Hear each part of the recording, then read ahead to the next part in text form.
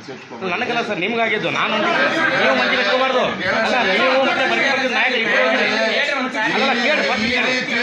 ಈ ರೀತಿ ಗೊಡ್ಡು ಬೆದರಿಕೆಗೆ ಎದುರುಕೊಳ್ತಕ್ಕಂಥ ವ್ಯಕ್ತಿ ವಿಜೇಂದ್ರ ಯಡಿಯೂರಪ್ಪ ಅಲ್ಲ.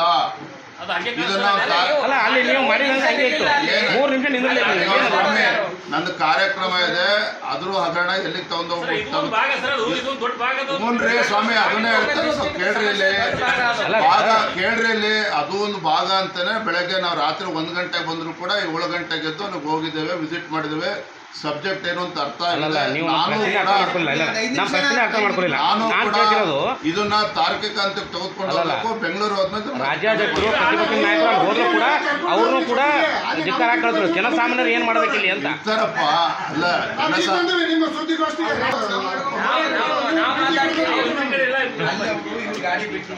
ನಡೀತಾ ಇದೆ. ನಮ್ಮ ಮುಖಂಡರು ಕೂಡ ಅದ್ರ ಬಗ್ಗೆ ಮಾತಾಡ್ತಿದ್ದಾರೆ.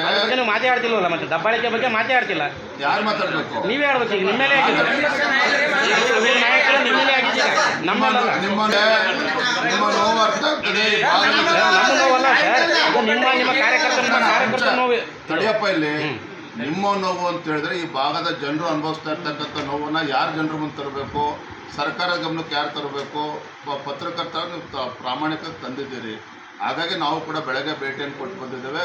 ಇದನ್ನ ಮುಂದೆ ಯಾವ ರೀತಿ ತುದಿ ಮುಟ್ಟಿಸ್ಬೇಕು ನಾವೆಲ್ಲ ಮುಖಂಡರು ಚರ್ಚೆ ಮಾಡಿ ಇನ್ನೂ ಎಲ್ಲಿ ಹೋಗ್ಬೇಕಿತ್ತು ಅಲ್ಲೇ ಹೋಗ್ಲಿಲ್ಲ ಸರ್ ಬರೀ ಹೇಳಿ.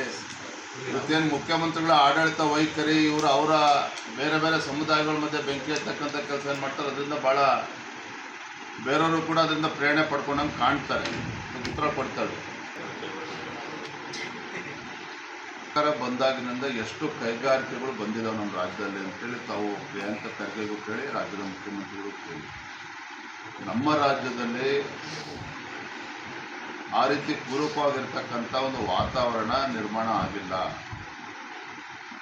ಇವತ್ತು ಪಾಪ MB ಪಾಟೀಲ್ ಅವರು ಗ್ಲೋಬಲ್ ಇನ್ವೆಸ್ಟರ್ಸ್ ಮೀಟ್ ಮಾಡಿದ್ರು, ಎಲ್ಲವೂ ಮಾಡಿದರೆ ಕೋಟ್ಯಾಂತರ ರೂಪಾಯಿ ಖರ್ಚು ಕೂಡ ಆಗಿದೆ. ಸುಮಾರು 8-10 ಲಕ್ಷ ಕೋಟಿ ಬರ್ತದೆ ಅಂತೇಳಿ ಅವರು ಕೂಡ ಹೇಳಿದ್ದಾರೆ. ಆದರೆ ಇವತ್ತಿನ ರಾಜ್ಯದ ವಾತಾವರಣ ನೋಡಿದ್ರೆ ಆ ರೀತಿ ನನಗಂತೂ ಅನ್ನಿಸ್ತಾ ಇಲ್ಲ. ಇರ್ತಕ್ಕಂಥ ಉದ್ಯಮಿಗಳು ಹೊರ ರಾಜ್ಯಕ್ಕೆ ಹೋಗ್ತಿದ್ದಾರೆ ಹೊರತು ಇಲ್ಲಿ ಯಾವುದೇ ರೀತಿ ಯುವಕರಿಗೆ ಅನುಕೂಲ ಆಗೋ ನಿಟ್ಟಿನಲ್ಲಿ ಯಾವುದೇ ರೀತಿ ಕಾರ್ಯಕ್ರಮಗಳನ್ನು ರಾಜ್ಯ ಸರ್ಕಾರ ರೂಪಿಸ್ತಾ ಇಲ್ಲ.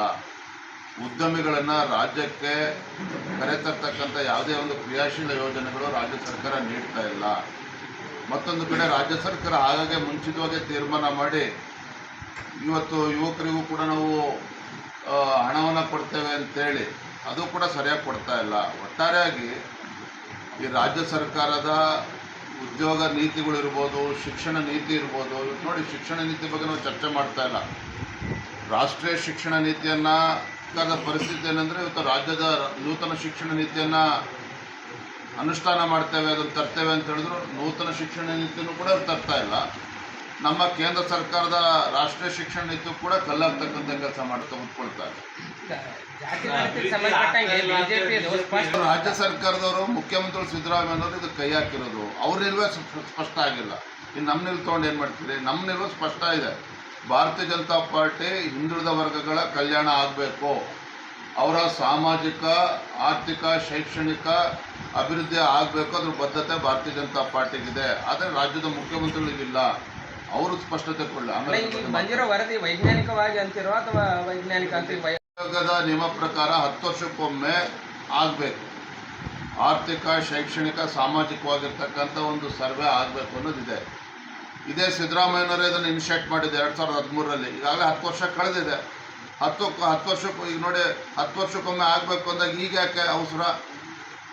ಇವತ್ತು ನೆನ್ನೆ ನನ್ನ ಪತ್ರಿಕೆ ನೋಡ್ತಿದ್ದೆ, ಜೈನ್ ಸಮುದಾಯದ ಗುರುಗಳು ಇವತ್ತು ಈ ರೀತಿ ನಮಗೆ ಅನ್ಯಾಯ ಆಗ್ತಾ ಇದೆ ಅಂತ ಹೇಳ್ತಾ ಇದ್ದಾರೆ. ಈಡಿಗ ಸಮುದಾಯದವರು ಕೂಡ ಇವತ್ತು ಸ್ವಾಮೀಜಿಗಳು ಮಾತನಾಡಿದ್ದಾರೆ, ಮಡಿವಾಳ ಸ್ವಾಮೀಜಿಗಳು ಮಾತನಾಡಿದ್ದಾರೆ, ಬೇರೆ ಬೇರೆ ಹಿಂದುಳಿದ ಸಮುದಾಯಗಳ ಇವತ್ತು ಮುಖಂಡರು ಮಾತನಾಡ್ತಿದ್ದಾರೆ. ಕೋಳಿ ಸಮಾಜಕ್ಕೆ ಅನ್ಯಾಯ ಆಗಿದೆ ಅಂತ ಹೇಳ್ತಾ ಇದ್ದಾರೆ.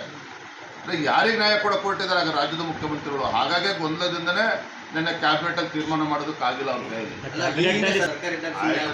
ಫಸ್ಟು ಯಾರು ಅನುಷ್ಠಾನ ಮಾಡಬೇಕು ಅಂತೇಳಿ ಸರ್ವೆ ಮಾಡ್ತಿದ್ರು, ಅವ್ರು ಯಾಕೆ ಅನುಷ್ಠಾನ ಮಾಡಿಲ್ಲ ಉತ್ತರ ಕೊಡಲಿ.